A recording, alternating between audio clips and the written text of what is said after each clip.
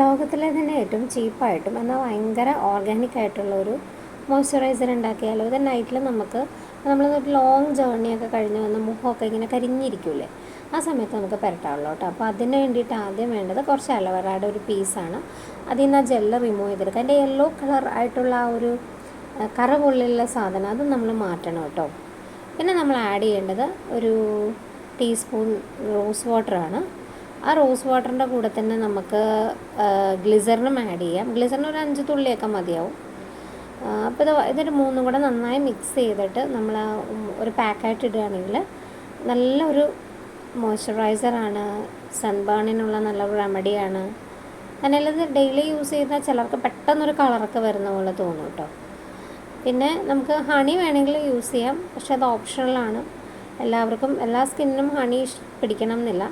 പക്ഷേ ഓൾമോസ്റ്റ് എല്ലാ സ്കിന്നിനും തന്നെ റോസ് വാട്ടറും ഗ്ലിസറിനും അതുപോലെ തന്നെ അലോവേറ ജെല്ലും പിടിക്കുന്നതാണ്. ഏതായാലും ഈ ഒരു മോയ്സ്ചറൈസർ എല്ലാവരും ട്രൈ ചെയ്ത്